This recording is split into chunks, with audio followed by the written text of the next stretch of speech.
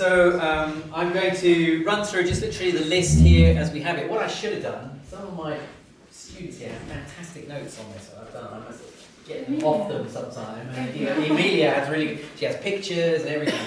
So maybe, yeah. Oh, have you got them? Oh, have you? Oh, well, forward them to me, and then we'll incorporate them into the examination. We'll create a little handbook or something, a Keso handbook for the test. Okay, so. The first test is really simple, just with the diaphragm, and it really is a very simple test where you make sure your patient is nicely cradled so that you come behind with your sternal contact on their thoracic spine, leg up next to them, just so that you're creating like this chair effect, so that they're comfortable. Because you're comfortable, then they'll be able to feel. And I'm just going to bring my hands around, just coming underneath the rib cage here, just to feel what the tension is like. And here, it's really, so try to slump a little bit for me. Oh, okay. So you're just again, yeah, we've just had lunch, so I'll be very gentle. So in her case, all I'm doing is just bringing me on the border of my hand, just in under the costal margin, very, very gently. And then we're going to just do a little bit of lateral translation. I'm going to pull her gently posteriorly toward me. If I were being a bit more unkind, I'd want to just get up underneath the diaphragm and really sense what's going on. Because she's just eaten, I don't need to do that, but I can still get this sense. Remember that the diaphragm comes right up to the breast. It's really high, much higher than we think. So all the time I've got my hands laterally on the lateral edge of these lower ribs, I can feel that's diaphragm tension. So I can get a sense of how tight the diaphragm is, how well it's moving. And this lateral shift will also give me a lot of information as to how the body reacts under that lateral shift. So I get a sense, is it tight? Is it tight more one side than the other? If I then want to come into the liver, obviously we're going to get more of that on the right-hand side. All I do with this is just try and again, I'm probably not going to push too firmly here at this stage. We just come up underneath and gently lift one side and the other. And you're just looking to see, so I lift one side and then I lift the other. And I'm just trying to see, does the liver push back against me? Is it hard, or is there a softness to it? If it's soft, then it's okay, it feels healthy. And when it doesn't and it reacts, then it could be in a little bit of dysfunction. That just gives you a clue. So we're not getting into the nitty-gritty of which ligaments in tension. We could, spend a lot more time looking at that, but we're not going to. This is just, is there tension around the liver at this stage? So that's the next structure. Then we're going to test the stomach. And with the stomach, it's got attachments posteriorly to the spleen. Remember, the spleen sits right back here under these lower ribs, so there's an attachment that runs from the stomach, the gastrosplenic ligament. So we take a broad contact around where the stomach is, and we're going to pull it medially. So all we can do is just rotate. So we just take a contact, that's it, just around, and we gently pull to the midline and see, do the tissues accept that, or do they resist? So it's you don't have to be, define exactly where the stomach is, just get that sense of, I have a hand on the back, around where the spleen would be on those lower ribs. I take a contact below the costal margin, just nestle in, get a sense of where the stomach is there, gently curl my fingers around, and then I just translate laterally. And then I'm going to do exactly the opposite, where I come on the medial border, so into the epigastric region, gently curl around the stomach here, and then just pull laterally, and just see, is there a little bit of irritation, which there is. So that's the attachment from the stomach to the liver, which is called the lesser omentum. Doesn't matter about the name, just remember it runs from the stomach to the liver. So if you want to confirm that it's the liver that's causing the trouble, if I get you to move your hand there just so that we can see, what I'm going to do is I'm just going to push medially against the liver to create a bit of slack in that ligament there. So if I push medially from here, and then I come in here, and it's already softer, and I can move. So I know there's tension on the gastrosplenic ligament there. The lesser omentum, sorry, it's after lunch. Okay, so I can test medially. So she has a little bit of tension on the stomach there. And I'm grading that, is that a significant restriction or not? And it's okay, it's not too bad, to be honest. It's probably what you'd expect for the fact she's just eaten lunch. So nothing too bad there. Okay, so then the next landmark we're looking for, and this is the harder one, so you have to kind of remember this. So it's a routine. We're trying to find the root of the transverse mesocolon. So not the colon, because you don't know where that is. So we're looking for the root of it, which sits at about L1, posteriorly. So the way you find this is you get your patient to sit nice and tall, And so she's doing this, very nice, thank you. And we look and we find the xiphisternum, and then I find the umbilicus. Approximately, yes, okay. So we're going to find halfway between the two. So I find one and the other, those are my two landmarks.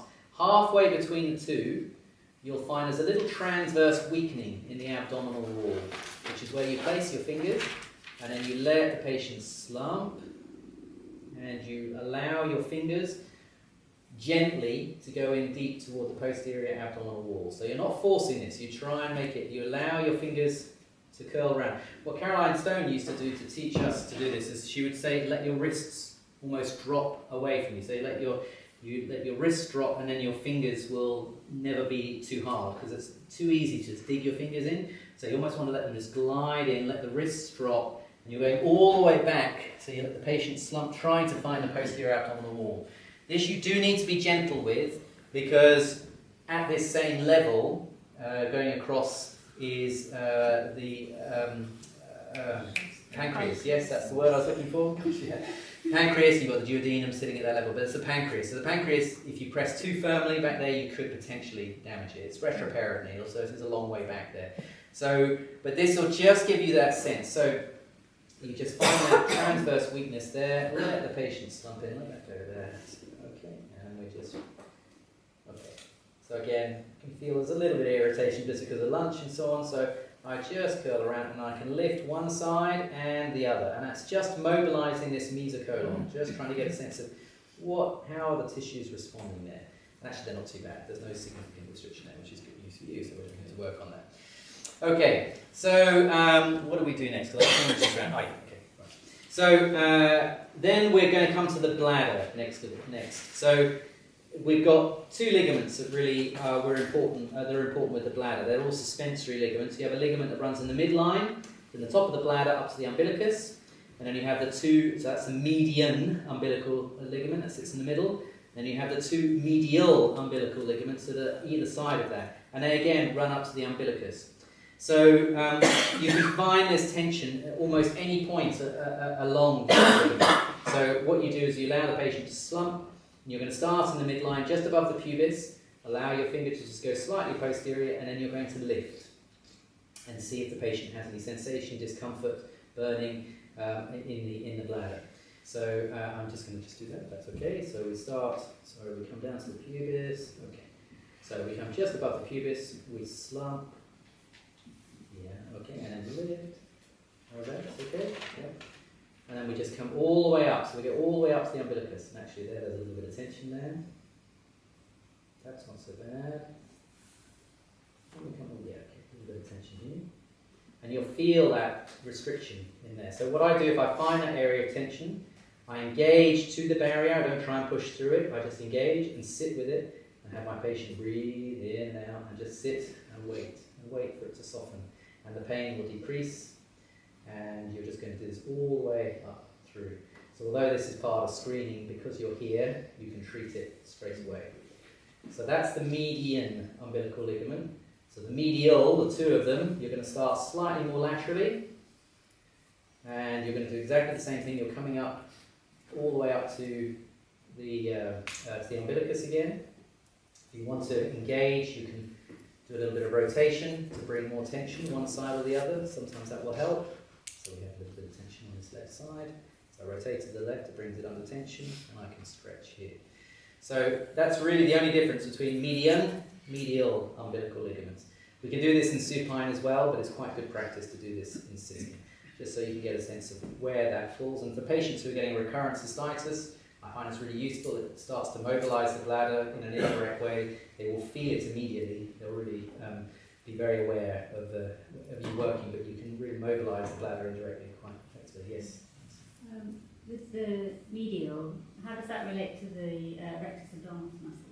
It sits deep. Well, that's a good question. It's deeper. It comes up in the connective tissue. It's deeper to rectus abdominis. So, yeah. So it's so. How far apart?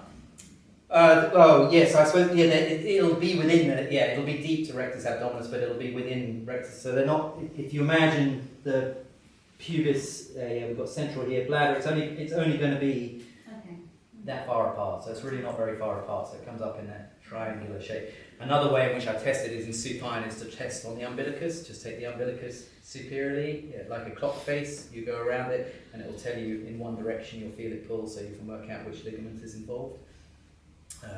This is just a good way of just testing and seeing, is there any obvious tension.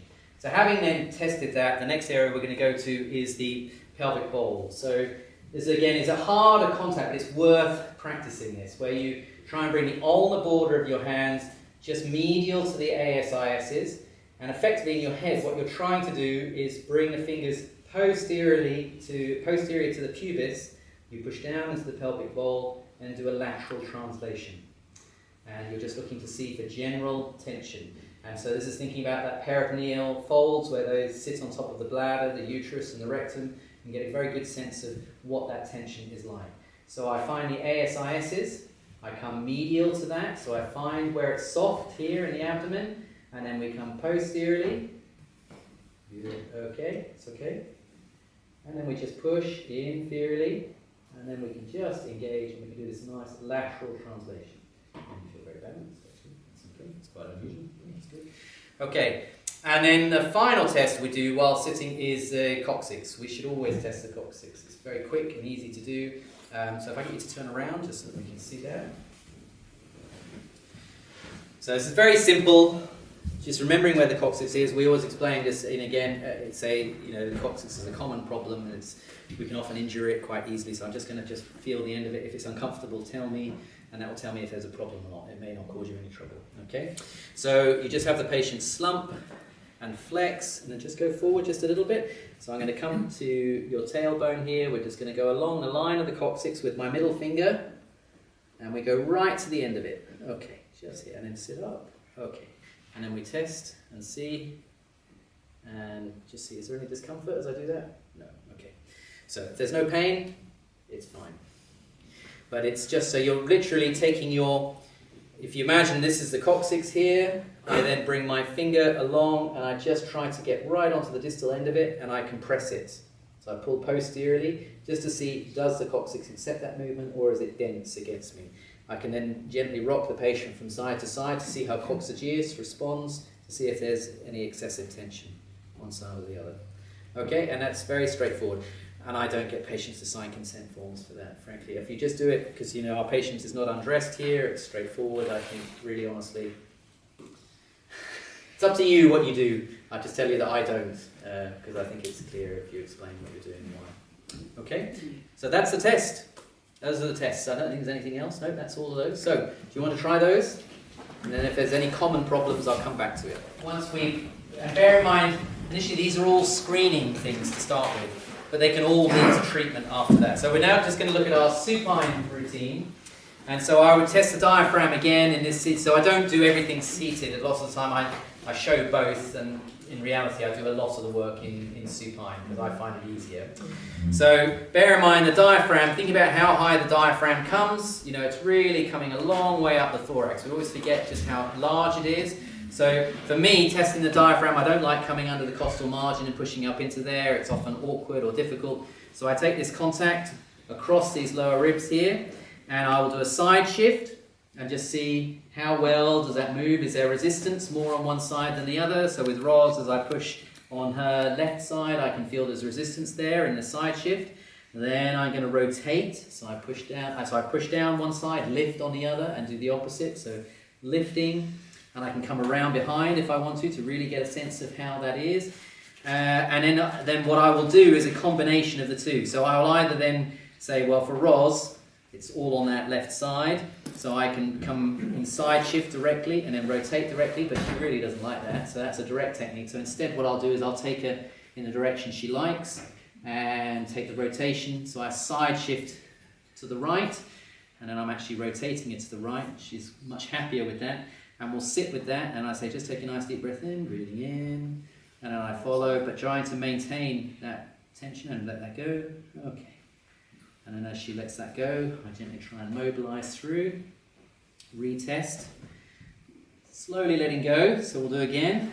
Breathe in, and breathe out. So as she breathes out, we just focus.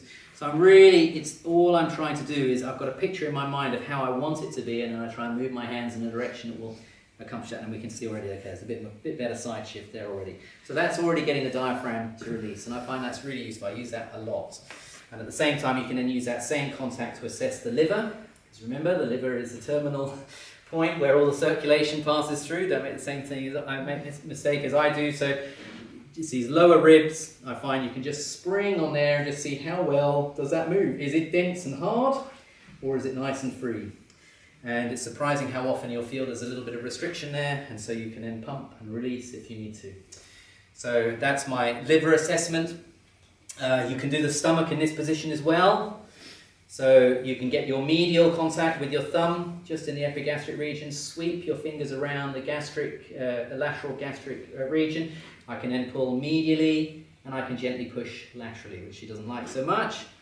So then I can give a little bit of slack with the liver. I put the push on the liver. That gives a bit of slack or space. If the stomach now moves better, I then know it's the lesser omentum that was under tension. If it's still the same tension, then I know it's not the stomach, it's more likely just to be epigastric irritation, and I can inhibit and release through there instead. So it's helping you make decisions about what you've found each time. But just think about the stomach. It's just, all you're trying to do is move it one way or the other. Does it get stuck or not? And if it does, how do I treat it? So let's say in Roz's case, it likes to come medially, but it really doesn't like moving laterally at all. So the fact that I can make it come medially comfortably, that's what I'm going to do. I'm going to pull it in the direction it likes. So I'm going to take it all the way as far as I can in that medial direction, and then hold, and ask her to take a few deep breaths in, and breathe out. So that's indirect. I'm going away from the barrier. I'm taking it in the direction it wants to go in, and I'll do that for 2 or 3 breaths. And then when she, that's it, and then breathe out. And then I retest and see, will it move more laterally yet? No, still won't do that. So then I'll bring the liver towards it and just see, is that helping? So I approximate both of them to try and bring a bit of slack. And then what I do is just take a little bit of pressure off the liver and just bring in a little bit of a stretch. So I bring them both together, fix on the stomach, and then let that just drop away a little bit. Yeah, so that's all you're trying to do. Bring them both together, fix, and then just let that drop away, just gently. So, and you can just work with that until the tissues begin to release. So it's less confrontational than trying to move it away in the direction that it wants to go. That's what I've found. But play around with it. I'm not trying to be didactic about how you do this. This is just so that you're aware of testing each thing. So that's the stomach. So diaphragm, liver, stomach. So the next thing we come to are the kidneys.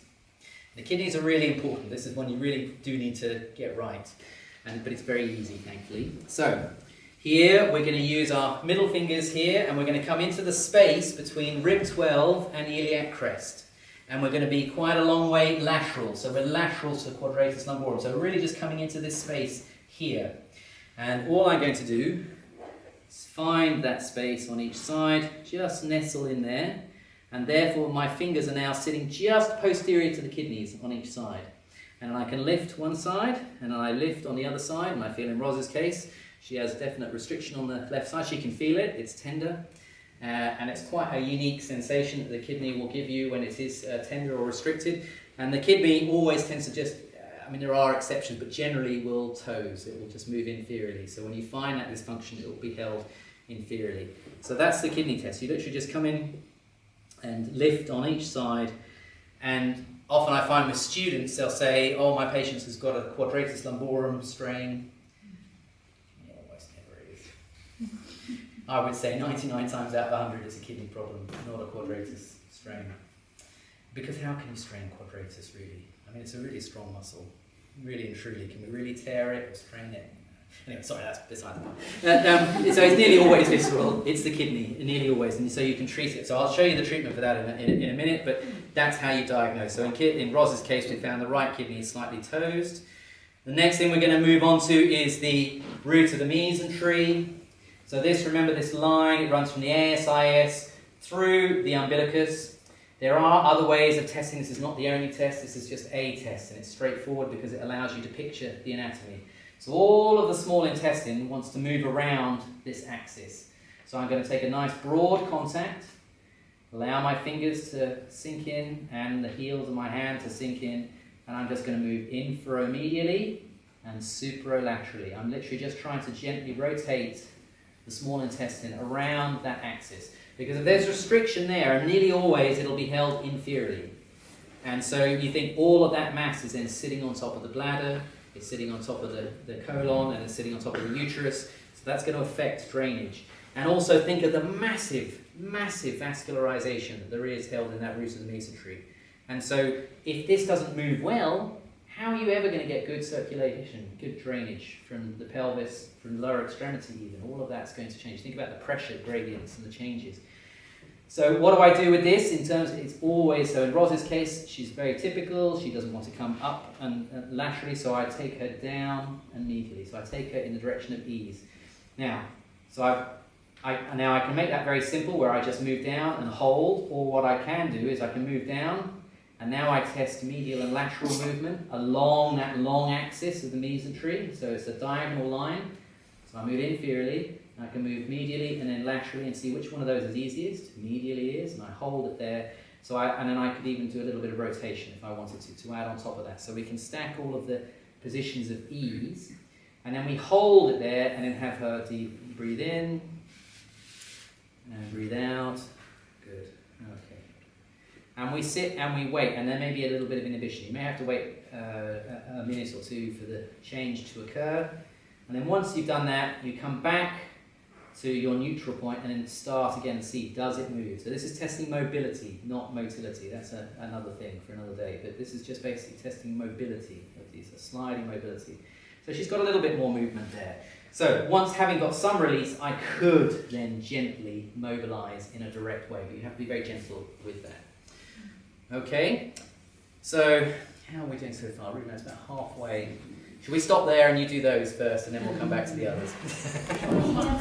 Okay, so we got as far as the kidney. Yeah, we did kidneys, root of mesentery, but we didn't do the sigmoid. Is that right? Yeah. Okay. Right. So so the root of the sigmoid. This is where it's on another mesentery. So they're all mesentries, really. I mean, again, and what are the mesentries? They are just folds of peritoneum. That's really what you've got to get in your head. They're just peritoneum, but they're folds of peritoneum. They're retroperitoneal organs that have come forward into, and they've been wrapped in this cling film of peritoneum. So it's continuous. That's all these mesentries are. So we give them all these different names, but mesentries just have lots of blood vessels and nerves in, and they swept forward from the posterior abdominal wall. And that's really all they are. So you've got this one at the transverse colon. You've got the one at the root of the small intestine, and now we've got the sigmoid colon, because it goes from retroperitoneal, which is the descending colon, to the sigmoid, which now sits within the abdomen. So it's got its own little mesentery. And it's important because it's tied in with circulatory dynamics. You saw how we saw it in the pouch of Douglas. Yeah, I've broken my rule now. The recto-uterine pouch. You want to drain all of that area. So the sigmoid's really important in that. If it's restricted, then it's going to be an issue. So where do we find the sigmoid? We find the ASIS. Okay, yeah. We find the pubis, pubic tubercle. So between the two, you're going to have sigmoid colon. Well, yeah, but what's this structure that runs between the two? Inguinal ligament, yes. So you want to come just superior to the inguinal ligament. You want to gently just curl the fingers and just go into that space. You almost picture, and you don't do this, but you're almost just trying to go along the wall of iliacus, so you can just get behind the sigmoid there. So you're trying to just curl in and around the sigmoid. And we just rest in there, and then we just pull medially and superiorly. And if it's restricted, you'll feel it instantly. You'll feel a density or tension straight away. So it's very important that slides. And in Amelia's case, that's fine. It's okay. Yeah. Yeah, it's okay. It moves all right. It doesn't feel particularly... No, it's more in the middle. Yeah, no, there may be other issues. Okay, so that's a sigmoid. So we've just got to get really comfortable with finding pubis, finding the ASIS, and just making sure we know where our anatomy is so that we can feel these things. And then once we're there, we can just test. Now, one of you asked me the question, do we do this with the knees bent or supine? I prefer to have the legs down flat because it preserves the anatomical relationship. As soon as you bring the knees up, sometimes you have to do it because the abdomen's too tight, but if you can do it with the legs flat, I find that makes it easier to localize where the organs are. So we're next going to move on, just make sure from the order I'm doing the same thing. Yeah, uterus and bladder, broad ligament. So you remember this structure, it runs down the posterior wall of the bladder, up over the uterus, back down the uterus, and back over the rectum. So we've got this big blanket. Okay, so I want to be able to feel how all of that structure moves. So I'm going to bring finger and thumb either side of rectus abdominis, and if I'm not sure where that is, I can get my patient just to lift her head. That will contract rectus abdominis, and then I nestle my finger and thumb just lateral to that, and then I'm going to come down and try and just come in posteriorly, or posterior to the pubis. And I'm going to flex the knees and hips, so it allows me to get a much deeper palpation. And so I'm just behind the pubis, and I'm pushing toward the tip of the coccyx. So I'm picturing where the tip of the coccyx is, and I'm trying to imagine in my mind's eye, I'm trying to go toward that. And then I have between my finger and thumb the body of the uterus. And so I can then test in side shift, and so we can feel it's fine that way, but as we go that way, there's a real restriction or block. So once we're there, I can then use the legs as a lever to articulate. If I want to, I can feel directly here. It's a bit uncomfortable, so instead we will take it in the direction of ease. That completely relaxes everything. I'll take it that way. I can mobilize the uterus and take it in the direction it wants to go, and we can hold there and wait. And she can breathe in, breathe out. That's good. And I can gently oscillate here. And then when we just come back and see, yeah, that doesn't like that much at all. Okay, so that needs a little bit of treatment, which I won't go into all of the treatment now, but we can see that we'll get that sense that there needs to be more specific treatment on the broad ligament there, and on the body of the uterus specifically. So I can feel it doesn't like to move. It's right side shifted. It's held over to the right. It doesn't like to move to the left. Would you be able to show when the legs are really heavy? Yeah, there is another way, yeah. I don't like doing this because I have to put my shoes on there. I'm not going to take my shoes off. So, the legs are very heavy. You can do this. And then you can then just bring, so you can control here. But you see, I've always got a cover on my couch, so I never want to put my shoe on there. And I nearly hardly ever have slip-ons on, so because I'm lazy, I do it the other way. But this is very effective because as you flex further, you can feel, and as you take it, you can extend, you can rotate, or side through, so you can get all the direction there. Is that okay? Yep. All right. Okay. So that's uterus and bladder. What are we coming on to next? Oh well, pubis. Yeah, that's. I don't know why I put that. Why did I put that in supine? That was a mistake. We don't take. Well, oh yeah, Renzo has one. I hate it. It's really hard. It hurts my fingers and thumb. I can't do it, so I can't teach you really. I could show you if necessary, but we'll do obturator and the hips, and then the fascial balance through the lower extremity. Okay, so obturator is really important. Because of obturator externus and internus, so we need to know how to find it. So I'm going to palpate, is that okay? So let this leg go down flat. So we're going to check the obturator on the right first of all. So the easiest way to find this, I find, is let the foot and knee just relax out onto your thigh.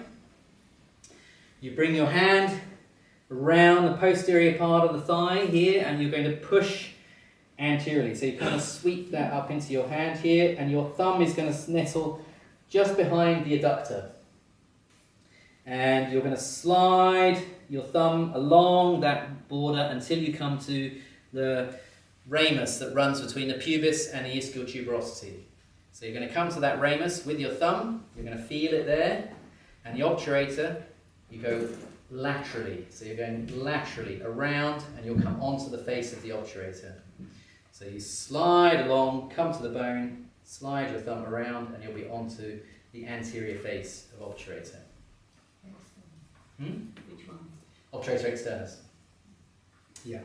So slide along, you find the bone, you come laterally. So really what you say to your patient is, I'm just going to push right into the root of your hip, where your hip is, because that's what it feels like. And so if you're not sure if you're in the right space, and it is, yeah, okay. So I'm in the right space because she's making that face. It's always tender, even in a very healthy individual. So, but if you want to be sure, just get them to push the heel up to the ceiling and relax, and you will feel obturator externus contract under your thumb. If you feel It's not painful, but you're in the right place. It's because obturator is too contracted, and so you're not getting onto the membrane. And so the fact that it's not painful is a sign that you need to work a little harder. So I do a little pulse technique where they push and relax. So more like push, relax, push, relax, push, relax. So just push up and relax, push, relax, push, relax, push, relax. And that's pulsed MET. That will relax the obturator externus, and now we can get right onto the and we can feel. So you can feel that inferior margin of the obturator, and you can follow obturator up, and you can find the transverse insertion of levator ani, just here. And so you can work all around that area. You can feel often if the quality of the tissues, and you apply either a pump or a direct inhibition. You could also, while maintaining that contact, mobilize the uterus. So we found that her uterus was right side shifted. So if I come onto the obturator here, okay, and then I can just come onto it now, we can feel immediately a link between the two. And so I can go directly here and inhibit on obturator, and it's a much faster way of releasing. Yeah, it's much less. Tension, it's easier to do. It doesn't hurt as much as when I was working before, because you've got you're working at it from both sides. So it's much kinder and nicer to get onto the body of the uterus by working through obturator. So you need to practice on both sides, so left and right. I won't show the other side because I'll just have my back to you. So put your left hand on the uterus? My left hand is on the body of the uterus, yes. Yeah. So you can use that to side shift, and then you vice versa if you're on the other side. Okay, and then, pubis. So there's a number of ways you can assess the pubis, there are lots of ways.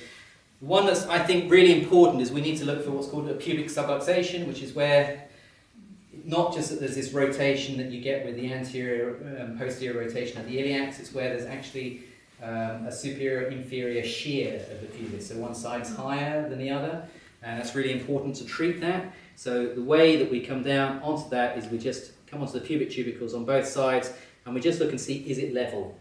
So I'm ignoring pain at this stage, I'm just looking to see, is it level? And if it's not level, then I can do the MET version of the shotgun technique, which is where there's no thrust. Has everybody seen that before? Mm-hmm. Some haven't. Okay, I will show it, but I'm just conscious of the fact I just want to get to the end of the routine just for this bit. So you check the pubis. There are other ways you can check the pubis, but that's probably the simplest one. And then the other, just come onto the anterior face of the pubis and see, is it tender? And look and see whether or not there's any tenderness or density in the soft tissues on that anterior surface, because that can be the round ligament we were talking about earlier. And then we just come on and test the hips. So a general test of the hips. So we start at the feet, and we compress on both sides. So we can see here on Amelia, she's got her hip compresses beautifully. We get a nice little fold that shows up here, which shows this sort of telescoping. So the hip absorbs that pressure on this side. When we go on this side, I feel there's much more density on this side. So I don't know if that's in the foot, knee, or the hip, or the SI. I just know there's a difference. So then from there, I can test the feet. Just very quickly, just lean forward, check the talus. I can then come onto the knees, gently push and see, is there an issue with the tibia? And I immediately rotate. She has a little bit of an issue here on the medial meniscus. It's only mild. And then we just come on to the ASIS. We can press, that's okay, so it's not the SI. And then we can come onto the trochanters of the hip. So we apply a medial compression on the trochanters, and we pull anteriorly, we push posteriorly, so we're doing a rotationary test. This is not orthopedic, this is an osteopathic test. You find in Amelia's case, she does not externally rotate well on that hip. So for her, there's a little restriction here and a little restriction here, but that's the greater of the two. So that's what I would treat. And then the only other thing is determining the sort of the fascial pull. So the way Richard will teach you is he kind of picks it up and he says, okay, where do you feel the pull? Put your hands here. And I don't feel that very easily. So what I do instead is, for the anterior fascia, you plantar flex the foot and let it come back and see which side springs more, which side resists that plantar flexion. This side does, so there's more tension on that anterior fascial chain. I can then do the same. I can dorsiflex, this side is fine, this side is really resistant, much tighter. So she has tension on the anterior and posterior chain of the fascia on this side. So it's a very simple test. And we'll take a tea break there, and then you'll come back and practice this. Here at the back you may not be able to see, so we're just going to work on the, first of all, just when you find there's a kidney restriction, so just to remind you, we come in between rib 12 and the iliac crest. We're quite lateral, so you see my hands are really almost on the lateral portion, on his loins laterally there, and then I just sweep my finger around the back, and that will give you about the right depth that you want to be at. So then I come into that space, and I lift one side and lift the other, and just see if there is any tenderness or restriction. And there's a bit of difference, but I'm not sure that's tender. Is that tender there? It's not, yeah. It's not painful. Okay, so we could say there is a little problem there. So that's what we'll imagine. So the left kidney is a little bit higher than the right kidney. Yes, I'm having brain fade for a minute, thinking, am I saying that right? But I am, yes, okay. So actually, let's, for the sake of argument, show, I can do this, just to make sure I'm not in people's way. So you could put your arm the other way? I could, but the headpiece will drop down on this bed. Okay. Okay, so we find this area of tension here. So my middle finger is around the back there. Sorry for this. And then I'm going to come just about the level of the umbilicus, sweep my other thumb across just to the lateral margin of rectus abdominis. And then I'm going to reinforce. So I can either bring one thumb there and here. So I'm just slightly tilting that the kidney anteriorly, bring my thumb around and reinforce with the other, and I'm just going to go posteriorly toward the abdominal wall. Now the reason I'm starting out low is I want to make sure I don't push onto the kidney directly, and you'll know if you've done that because your patient will go, oh, that's a bit painful, and that tells you you're on the kidney, so you need to go lower. So don't keep pushing away. If you catch that, you're in the wrong spot.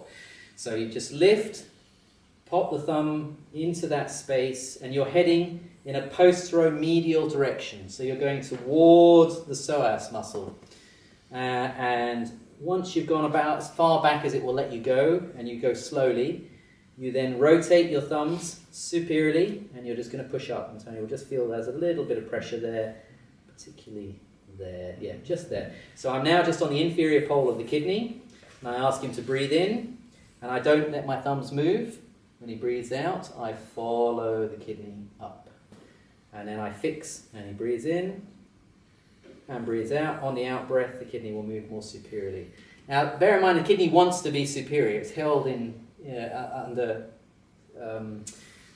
sit and breathe out. It kind of gets sucked superiorly because of the capsule that it sits in. So it wants to return to that. So you're not physically having to really push it very hard. You're just giving it a little bit of encouragement to do that. So that's technique number one. So you just come in with the thumbs, going towards psoas, you rotate and push up. For those of you who are students and you have tutors who don't believe in visceral or don't let you do that, you can just say, oh, I'm just inhibiting on the hip flexor or something like that. But the fact is, so they have tutors who won't let them do anything other than musculoskeletal. But I didn't say that out loud. And then you just come back and retest. And we see that is better, isn't it? It's a lot softer, yeah.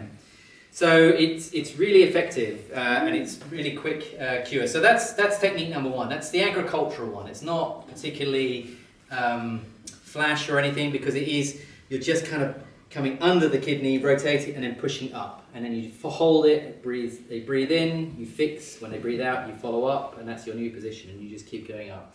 So there are other nicer ways of doing it. You can come underneath, so if I'm still treating this side, I can bring that hand around, I can feel into that space where the kidney would be. That anteriorizes the kidney slightly. And I can, just put hands down like that's it. And then I can bring my other fingers in and around and curl underneath the kidney here. So I'm trying to then just, there we go, just there. So now I have the kidney there, and then I can turn around and lean backwards there, and I can get him to breathe in and breathe out. And that's quite a nice, but it's quite strong. I'm still leaning along, there's not, I've got, a lot of weight being pulled through there. So you have to physically move the kidney. It is in order to make this work. So if ever there is pain while you're doing this, stop. Don't proceed. Because the only time I've ever really had this go wrong is too strong a word, but I didn't really go right, but it wasn't my fault. I had a patient with quite marked kidney disease, and if I ever went anywhere near her kidneys, even just testing them, it would make her go quite peculiar, and she would feel very faint, and I couldn't work on her DL, I couldn't do anything. I mean, she's now had that kidney removed, and she's much better, but it was so diseased, and so it was our barometer. We knew whether she needed to go back and see a specialist or not, because if I went anywhere even vaguely close, she would start to get palpitations, she'd go funny in her face and just feel immediately peculiar. So, it wasn't a great experience. I've learned from it, but I've learned how to cope with people who go flat, because she was a rider, very tough, hard, professional rider, so never give in or anything, runs all her own business, hard as nails, and I'm fine, don't need anything. So she'd get up off the couch and she collapsed 2 or 3 times. She's done that to me, just bam, straight down. You're like, whoa, I'm going to catch you, and get down. And then you've got this whole thing of consent where you say, okay, I'm going to call you an ambulance. No, you're not going to call me an ambulance. I don't want you to. So you have this whole roundabout thing. At what point do you override your patient? Anyway, she's fine. She's okay now. But point being, if the kidney is at all diseased or sensitive, you can make people feel very peculiar. So do be aware of that. So when you're doing this test, this initial test, it's quite gentle. Don't go, oh, that's tender there, isn't it? Oh, that's really sore, because you're liable, if it's really diseased, you will be, oh yeah, that's really not great. And it will feel very peculiar very quickly. So you have to be very, that's why I come back to this theme of listening to your hands when you're palpating and you feel reaction in the tissues. You use that to guide how you're going to treat. So as you begin to engage, you feel the tissues, you're engaging with the problem, but not so much that you get that pushback against you. So even though you're treating directly, you're still waiting for the tissues to accept what you're doing. Does that sound? I'm trying not to be contradictory there, because it's still direct, but you can be direct and push through and you get a reaction, and the tissues hate it. And you can be direct and the tissues will accept it if you are slow and respectful with your hands. So you've got to listen to that. So that's and you'll only learn that. I'm sure many of you know that, so that sounds very patronising. But I've made that mistake a lot of times where I've been too firm, and I've made so you learn. Oh yeah, that didn't work. Right, let's just back off again, and we'll just do that more gently, and you find another way in. So always use that as your goal. So that's the kidney treatment. It's really, really useful, because so many times when we get hip flexor problems, and you think, oh, psoas is really tight, often it's just linked to the kidney, and you release the kidney, and then the psoas is beautiful, and the diaphragm feels much better afterwards. The kidney is often linked in, particularly with the spleen, with stomach, and particularly on the other side, on the right side, the right kidney will be linked to the liver as well. So the two tend to go in lesion together quite often as patterns.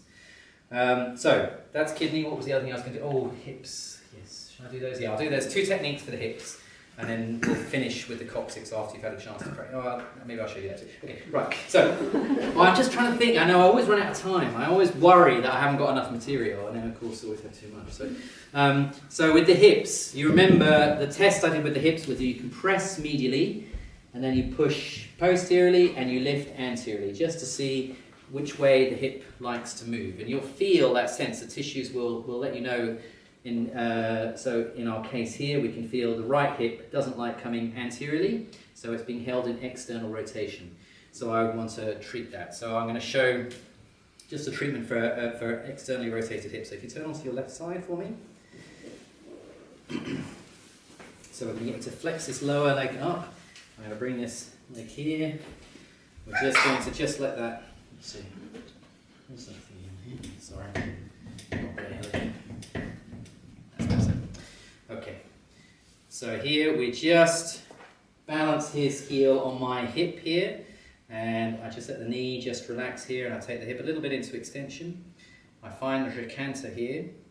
So the principle of this is that it's really just a toggle on the hip. But the key to make this work is to engage with the tissue. So you can see I get a nice little oscillation going through his body there, and all I'm doing is introducing just the smallest movement at his hip. So that's engaging through the whole body. So I play with that until I find that point of tension, and I can feel, because this is really a proprioceptive technique. So we wait for that, we push, and then it's just that. I'll do it again. So you're literally here, you just let that drop, looks like nothing. You just here, and you just go across the hip like that. It's just a toggle. Very light, and it's really affecting the fascia. So you engage and go across. Engage and go across. But you find your point of maximum bind. So it doesn't look like anything, so let that just go nice and just let yourself relax, relax, relax. And that's it. That would be the technique. Then I would come back and retest. So that's for an externally rotated hip. You see I'm just toggling it and kind of taking it into a medial rotation. So is that actually the technique, or are you saying? No, that's the technique. That was it. That light. That light. Okay, thank you. That's it. Yeah. Yep. Yep. No, it doesn't need to be further. It's not a grab hold of it and move it. It really is just a toggle right across. So take it to the bind and ease. Yes, yeah. Take it to the bind and then you kind of go across it. It's that sort of just catching. You're trying to drag the fascia over the trochanter while doing that. So the other one is a bit more, it's a bit kind of less. It's a nice technique, but it's not as flash as that. Answer your back for me. This is Renzo's technique. This is the one we've just done. This one is my technique because I didn't like Renzo's technique. I can't make it work. Only he's the only person in the world who can make it work. So, yeah, so I just don't do it. So then said, with hip approval, now I teach this one. So this is for a hip that is internally rotated and needs to externally rotate. So we start off just by bringing the knee against your thorax, and you bring the leg into the cubital fossa here, sit down, and you're going to flex the hip, externally rotate the hip, and you interlace your fingers and you want to really come onto the medial side, so you're just attaching just onto the medial side of the hip here. And he's very mobile here, he doesn't need this technique at all, so but it's really useful for, you can decompress, externally rotate, and flex the hip. And then if I want to, I can add a little bit of MET, so I can get him to push against me, that's it. And then relax, and let that go. We can decompress and relax, and again, just push and relax. So it's a very specific hip treatment. So these are really aimed at the hip. So that's the externally rotate, and the first one was the internally rotate. And that's all down to what you decide as you do this hip test here, which you'll have picked up initially. You apply pressure on trochanters and you'll feel one is harder and denser than the other. And the reason we want to treat the hip specifically as opposed to the iliacs is because of the relationship with obturator and piriformis and the role that can then have. You know, if the hips function well, we can then get this breathing mechanism back in the pelvis that I was talking about before. Okay, so it's all around trying to get each of these mechanisms functioning well. So they don't look very big, but in and of themselves they make a functional change and they change the circulation dynamics. So that's hips, that's kidneys, and coccyx. This is the one that coccyx it comes up a lot, and if you don't know how to treat it, it's just one of those things you kind of go, well, I'll do everything else, but I don't really know what I'm doing around the coccyx, and so it's very for the others of you who already know how to treat it, that's fine, and this is an external treatment. So if I get you to lie onto your tummy, you okay? If I do that, yeah, sure, it's fine. So the first thing is to locate, if you come down just a fraction for me, that's great. So we find the inferior margin of the sacrum. So I'm on the inferior margin of the sacrum here. And then I'm just going to begin to press anteromedially, so that takes me into coccygeus on each side. So I'm well off the coccyx, and I'm medial to the sacrotuberous ligaments. I'm kind of going into that space, and as I push anteriorly, so for Tony here, I can feel that his coccyx is quite a long way tucked anteriorly, which is perfectly normal. And I can just bring my thumb onto the lateral edge of the coccyx, and I can just push and just see, does it accept? It's absolutely fine. There doesn't seem to be any problem there at all. Any pain with that? No, nothing at all. So he's got a very nice mobile coccyx on the right-hand side. If I come on the other side, so you see I find the sacrotuberous ligament. So I come off the infralateral angle, down onto the sacrotuberous ligament. I then come medial to that, go into the space, that's onto coccygeus, and I come onto the lateral margin of the coccyx, and I just push it to the side, and just see, and I can start from distal, proximal, and work all the way along to the distal end of the coccyx, just to see if any of those joints are particularly sore or restricted. And if I find restriction, then what I do is I treat on the side that's comfortable. You'll often find the coccyx is painful on one side and comfortable on the other. So I start on the comfortable side, push the coccyx further into side bending in the direction it likes to go and inhibit against coccygeus. Then I then go to the painful side, inhibit coccygeus first of all, get it to relax, and then go directly against the edge of the coccyx and push and use breathing. And another way that you can do that is to articulate, so you can find the coccyx and then gently externally rotate the hip, and that allows you to mobilize. So this will work very well for coccyx that is extended and side bent. For one that's very flexed, you've really only got the alternative of treating internally. But you know, that's really only if there's trauma. For most, obviously, for women who've had children, often it's going to extend and be held in extension from there, so you can actually access it very well, very easily. So I find that really useful. I use that technique a lot. And that's how I deal with the coccyx if I'm just dealing with it externally. Okay, so that's hip, coccyx, and kidneys. So you want to try those three? I think that'll probably be... Okay, thank you. So what you say is, I'm just going to feel the muscles of your pelvic floor. This shouldn't feel at all invasive. I'm going to find your seat bones, and I'm just going to push just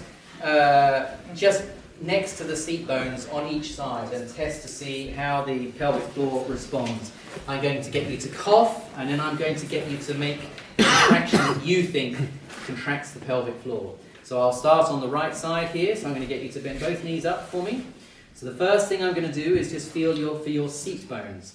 So you find the ischial tuberosity, and then you just come medially to that. And you don't want to be too anterior because you'll get onto the transverse perineal membrane, so that we were talking about earlier, if you can't feel anything. So you need to be in the posterior half. So you just come just medial to the ischial tuberosity here, and you push up into this space. Okay, there is a lot of fatty tissue there. There's meant to be fatty tissue there. That's not an insult to anybody, it's normal. It's undifferentiated.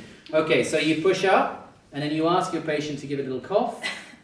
Okay, and then if you can't feel anything, you need to push deeper. You need to go deeper. So I could feel a little, just a faint. Okay, now give a contraction like you really mean it. Proper cough. Okay, so now you feel the did you feel that come into my finger there a little bit? Okay, yes. Now I want you to make a pelvic floor contraction.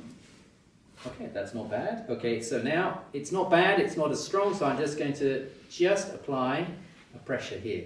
So you feel here. So this is where I want you to try to contract when I get you to push. I'm just medial to the ischial tuberosity, and I'm pushing superiorly. So I'm just trying to give a sensory input.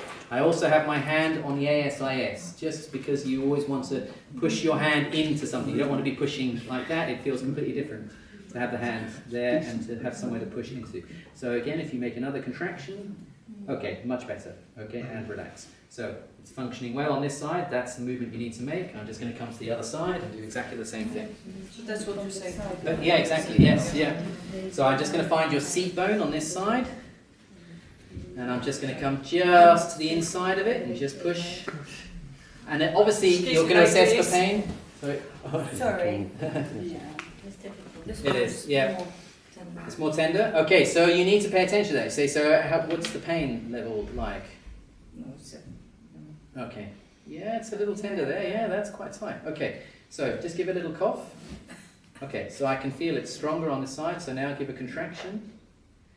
Okay, not so good. No, it's not so strong. So I'm going to just apply a compression.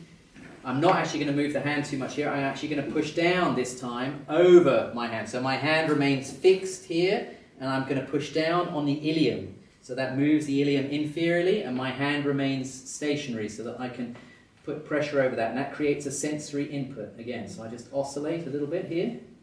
Okay, now try the contraction again. It's not so good, is it? No? Okay. So, no. Not yet. So push your knee out. And then relax. Pull across. And relax. Okay, now try again.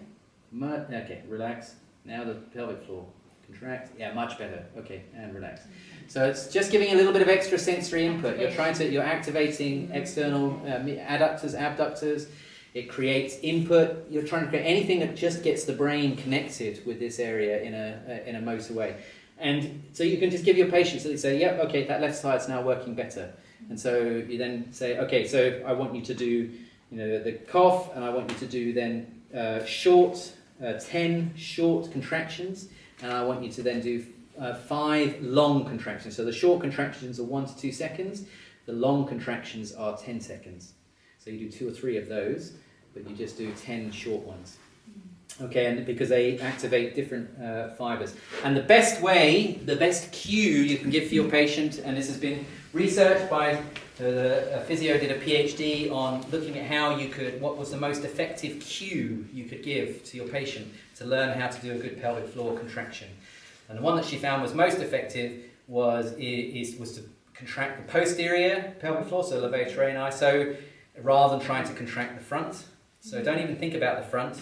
You just say to your patient, look, imagine you're on a date with someone really gorgeous, you don't want to embarrass yourself, you've got terrible wind, you can feel this just wants to come, and it's quiet, this is just not going to happen. So imagine the contraction you are making to stop at all costs this wind from passing.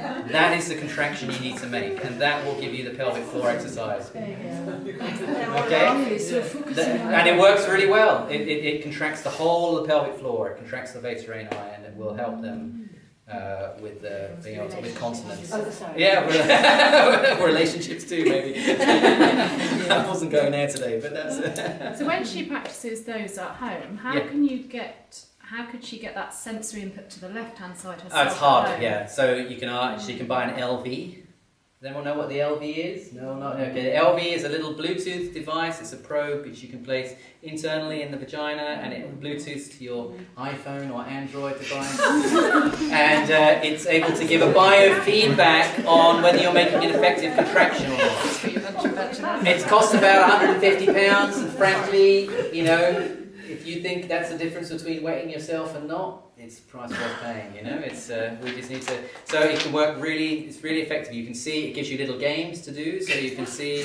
And it's about 5 minutes a day. You work on it, and you can see, and it'll give you points every day and little awards as you go through the process. It's really good though. It is really good. Honestly, patients are really sold on it, because otherwise the difference is they're like, well, otherwise I have to do more invasive stuff, to kind of work with it. Now they don't mind that sometimes if it's necessary, but I always say, but really you need to be able to manage this yourself. You want to be able to get these muscles to be able to contract. So that's the cost of 3 treatments. Well, exactly, yeah, exactly. So LV, E-L-V-I-E. Oh, okay. Yeah, it's really good. And they do a new breast pump as well, which is meant to be amazing. Did you say L-V, how do you spell it? E-L-V-I-E. E-L-V-I-E. So, I hope that's been helpful today. I promised I'll be done at 4:30, so I always worry that I'm going to run out of material, so I always over-prepare, but there was obviously plenty there still, we could have done more, but I hope it was a reasonable mix of trying to understand how the fascial work and why that's important to understand these connections, and sort of what we're trying to accomplish. And I've sort of got in my head, and I'm not promising anything yet, but I've just moved practice into this lovely little cottage, and we've got a bit more space there. And I have in my head that we could run courses there, just, for 10 or 12 people, and maybe set up almost like little mentoring groups where we could work, every other month or something, come for a Saturday or Saturday morning or something. It wouldn't cost a lot, but just to try and do that, and maybe bring difficult cases, maybe, where we could even have a clinic in an afternoon where you could bring some of your difficult cases, just 1 or 2 each time, and where we could discuss it beforehand before the patient comes, and then we go through and talk about it and work out how we can work it out. Because we got 3 treatment rooms, so we could, make it almost like, I don't want to, I'd see it as a cooperative thing where we're learning from each other, not just me trying to, somehow be some guru, because that's not how it works at all. But it sometimes just helps to have someone else to talk to and work through ideas. So that's kind of forming in my head, because I just see that the MIH course, the Molinari course, is really good, and I loved it, and it totally changed my career, it changed the way I have a whole outlook on osteopathy. So it is a great course. But it's quite expensive. It's 2 years of commitment every weekend for 2 years, and not everyone's got the space, and frankly it's quite difficult to get on it, and actually a lot of the people that are going on it are 70% are coming from abroad, so they're flying in to London once a month to come and do the course, but these are all physios who have trained as osteopaths later, They've got big government contracts. They're making a fortune. They make a lot more money than UK osteopaths do. They're really quite wealthy. And so they can afford to come, and they go down to Nice and do the anatomy. It's amazing. I'm not, it's worth, for some of you it'll be worth the sacrifice financial to do that, but for many I also recognise that's not necessarily realistic. So while I'm not trying to set up an alternative or a rival or anything like that, because without Renzo there wouldn't be this work in this country. So that's not how I'm seeing it at all. But I do think that there is room for another pathway, another way of doing this work that it may take longer but could be more clinically based. So that's it's a germination of an idea. So I'll if I decide to do it and it comes about, I'll distribute through Keso first, and we'll see who is interested and how we want to structure it, and we'll work out. But thank you so much for coming. If we want to do it again, you let Claire know.